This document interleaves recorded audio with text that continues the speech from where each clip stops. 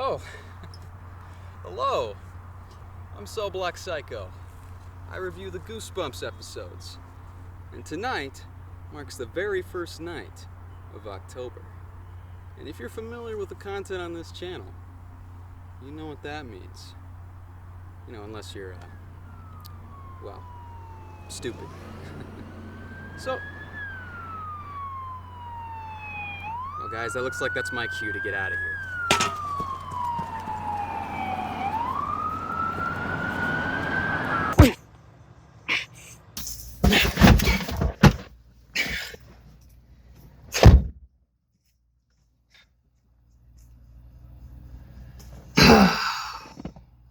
Werewolf stories. They're a dime a dozen. Unfortunately, there really hasn't been a one that's settled for me. Every time they either do the werewolf wrong, or the werewolf just looks fucking awful. Unfortunately, in tonight's episode, the latter is appropriate as a descriptor. But that doesn't mean we're not in for a couple of scares. For the werewolf of Fever Swamp.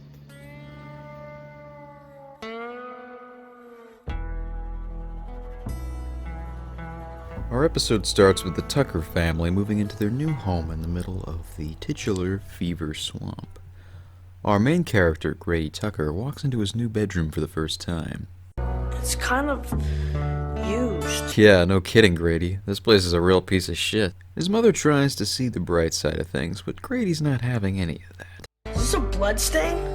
That's just, dry rot. Nah, that's a bloodstain.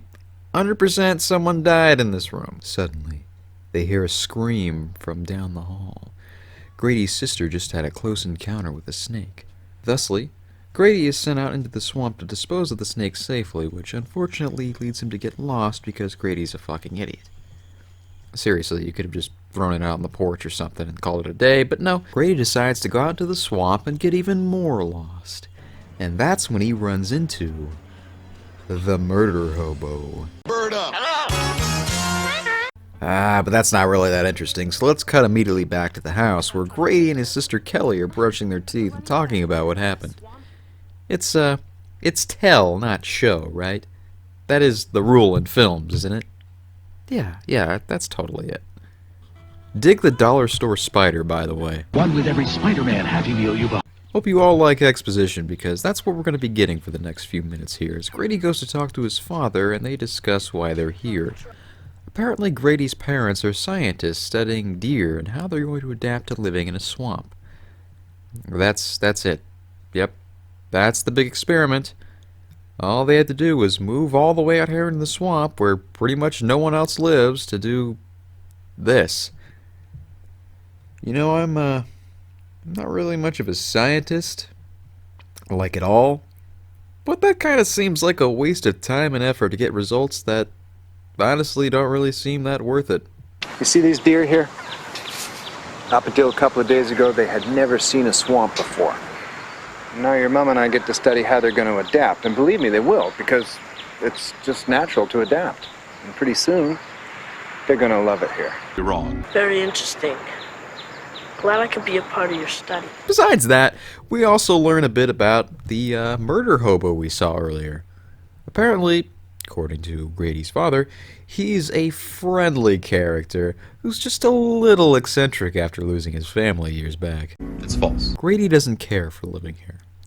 He doesn't like how his parents talk about how he'll just adapt like the deer. And he especially doesn't like how boring this place is, and you can really feel the boredom this kid might be feeling. Luckily for him, we move to the next day where he meets a new friend, Will, the neighbor boy. He seems like a nice guy. They get along real well, although they don't have too much in common. I've got some targets out back. You've got a BB gun, don't you? Our family kind of doesn't believe in guns. Liberals, I hate them so much. There is one pastime the kids can enjoy, and that's wandering around the dangerous swamp. What more do you need in life, am I right? Will gives us some interesting information about the swamp, like how some people go in and don't come out, and how there's a fever that comes from the swamp that boils your brain and makes you do crazy things like run to the swamp, to stay there forever.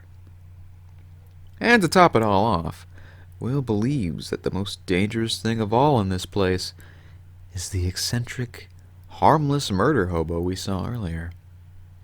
Why, you may ask?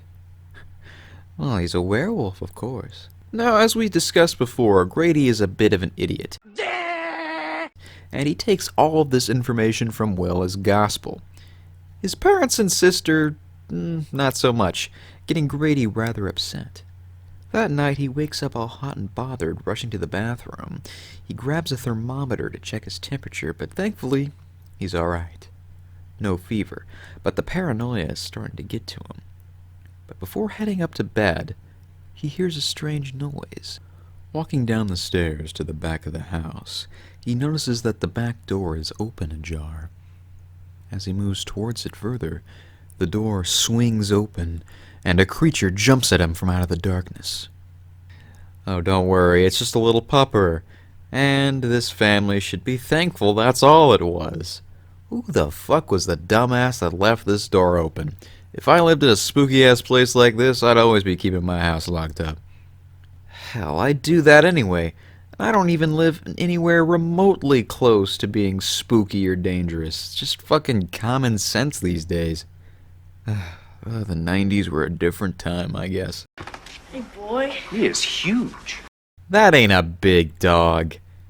Now this is a big dog. So the family decides to hold on to this dog until they can get a lead on the rightful owner. And Grady decides to name him Vandal since he broke into their house and all. I mean, that's a cute name, but technically he just walked in because your dad's a dumbass and left the door open. Anyway, it's all well and good because Grady's got a new friend to take on his journeys into the swamp. One day, while wandering with Will, they discover an interesting bog said to be the heart of the swamp. Will reaches in and pretends to be grabbed by something just so that he can fuck with Grady a bit. That bit of setup done, the duo decide to head back to the house, and we cut to the sister Kelly walking around outside where she finds a cute little bunny rabbit. Uh-oh. Looks like bugs bit the big one. Wait a minute. What is the dad doing? Is he performing an autopsy on the fucking rabbit? Really? What's all this chemical shit here in the background? Did the people who make this show think that kids won't be able to tell that science is happening unless there's some sort of beaker under a Bunsen burner or some type of greenish liquid dripping down to test tubes or various flasks? Because they're absolutely right. Gotta let those kids know that science is happening somehow. Anyway, the dad's performing an autopsy. I don't really know what the fuck he's doing. That's not... So you don't really need to. It's very obvious that it was bitten to death, you know, by a dog, I guess, or something. You don't need all these tools to figure that out. You don't need these fucking chemicals. I don't know what the fuck you're doing, man, but I'm really starting to doubt your doctorate here, Dr. Dumbass. Come on. Whatever, the father decides from all this evidence that Vandal must be the culprit, and therefore the dog's gotta go. Which doesn't really track for me, because as a dog owner, you gotta know that dogs will attack vermin, and rabbits are vermin, so what exactly is the problem here? Geez, they're probably fucking scientists from PETA. In other words, not scientists. A lot of the science they have going on around here is the type of science I'd expect to see on trifold cardboard displays inside a school's cafeteria. This whole scene serves to move the plot forward and give us more of a reason for Grady to solve the spooky mysteries of Fever's Swamp. But really, it just makes me angry and makes the parents in this episode look like fucking morons, as these shows typically tend to do. Grady now is on a mission to find the swamp hermit, who he believes is the werewolf responsible for killing this rabbit. But unfortunately, the swamp hermit gets to him first, as Grady accidentally falls into one of his traps. The totally harmless, eccentric hermit takes Grady to his shack to do what I assume is totally harmless and not dangerous at all. Oh look, he's even showing Grady his cool gun. Grady eventually manages to escape while the hermit is outside howling into the night like a crazy person, and he runs home to his family. Unfortunately, only his mom is home, and both cars were taken to town by the rest of his family. Grady decides to tell his mom that there's danger, but she's unwilling to listen. So that's when Grady mentions that the swamp hermit is why he's so spooked, and that finally gets her attention. Unfortunately, Grady's a bit of a dumbass, and, instead of saying something along the lines of, the swamp hermit kidnapped me in a giant net and took me to his house against my will, where he grunted at me and showed me guns, he decides to say this instead. It's that swamp hermit, Mom. He's a werewolf. Oh, I don't have time for this. And of course, she doesn't believe him because, who opens with that? But their conversation is interrupted when a deer comes jumping through the window, or is thrown through the window, that's not really clear. But they run outside to see that a huge hole is torn into the side of the deer pen, and a dead deer is lying dead nearby. Guess Bambi didn't adapt too well, did she? Of course the mother blames the dog for this because he could totally do something like that. Oh my god, fucking worst scientists ever. God, I've had enough of this lady, and so is Grady, as when she tries to lock his dog up in a shed, he turns the tables on her and locks her in the shed. About time one of these goosebump parents got what was coming to them. Grady then hears Will scream off into the distance. So he rushes over to Will's house to find it torn to shreds. Armed with a fire poker, or something, I can't really tell what it is, he heads into the swamp to find him and his trusty dog. Real good plan you got there, Grady. Meanwhile, Grady's sister gets home and meets with an unexpected guest. We get a good chase scene here that I really dig, but I wish it wasn't so choppy like this. It looks fucking terrible with this crappy editing. I think it might have been a way to actually hide the werewolf, because they do pretty good at revealing parts of it, but I had a feeling that they didn't actually have a really decent full body costume, so they did their best to hide a lot of it. And we get kind of this cool Evil Dead sequence with this, but like I said, really choppy, really kind of hard to look at least for me. But thankfully, Kelly manages to get away and lock herself in the shed that her mother was locked in, and they decide to hide in there away from the werewolf, and thankfully the shed is werewolf-proof, unlike the deer pen, as the werewolf cannot breach this fucking wooden shed. I don't question it. Just don't question the science in this. Even the scientists don't know science in this, so I don't know. Back to Grady. He suddenly finds himself face to face with the werewolf as he manages to nearly get killed before it gets caught in one of the hermit's nets. The werewolf's capture seems to have unlocked for the hermit the ability to speak, as he can now talk for some reason. I waited a long time for this. I'm kind of confused as to why he didn't speak earlier, like when he captured Grady, but I digress. Unfortunately, we're not going to learn anything else about this guy, as the werewolf manages to kill him before the hermit gives him some exposition about how his family was killed by the werewolf and all that. Run, boy! The werewolf manages to chase after Grady before an eclipse manages to cover part of the moon, forcing the werewolf to start transforming back to his true self, which, as it turns out, it's not it's Will. It's Will. I mean, who else was it gonna be? I don't want to hurt you, but I can't help myself, Grady. Will tries to warn off Grady because he knows that he's going to turn back into a werewolf soon enough as soon as the eclipse goes away, but Grady just wants to stand around and stare at him, watching as he transforms back into a werewolf and gets up and jumps him. But thankfully, Vandal was there to save the day, tackling Will and pushing him into the nearby bog, killing him. Truly a rather dark and somewhat melancholy ending, but it doesn't really feel that way. It doesn't feel as melancholy as I would think it should be, because Grady just killed his only friend that he's had out here, and granted, we don't know Will that long, but I feel like there should have been some more sadness displayed over the fact that a kid was just killed. And come to think of it, this episode has had quite a body count. Several days later, we cut back to the family. It seems that everything is back to normal, and the parents are just going to ignore the fact that werewolves probably exist. Good to know we've got scientists that are that deep in denial. mean, the dad wasn't there, maybe he had an excuse, but the mom, she must be thinking that something's up here.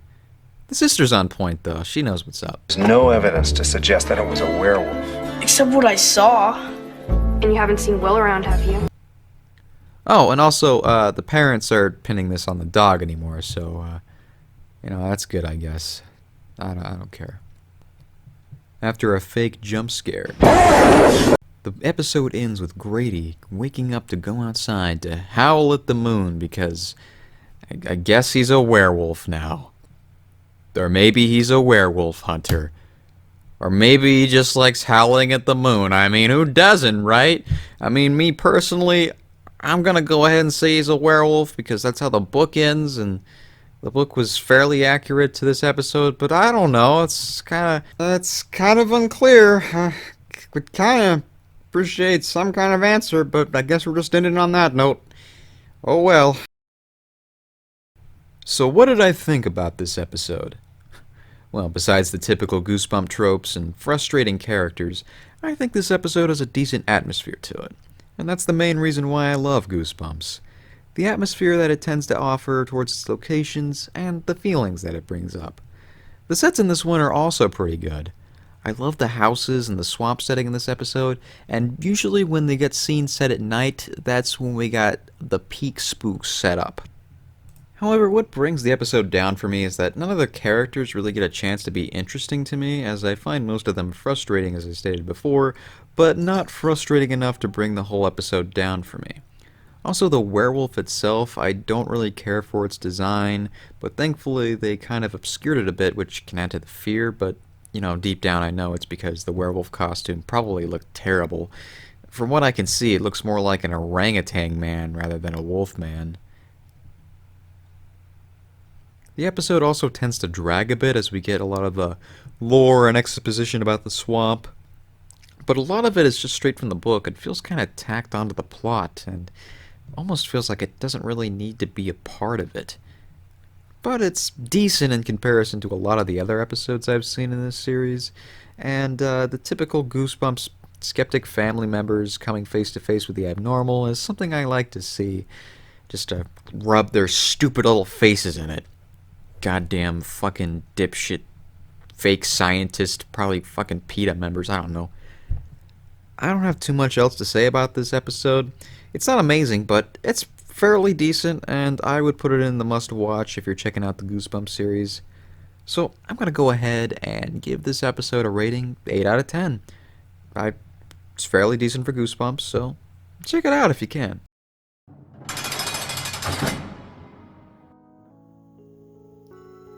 The police may have gotten a hold of me, but don't worry. There's still going to be plenty of Goosebumps content for you. The police can't stop that. I can't even stop that, even if I wanted to. Stay tuned. We'll have plenty more Goosebumps goodness as the month goes on. Have a scary day.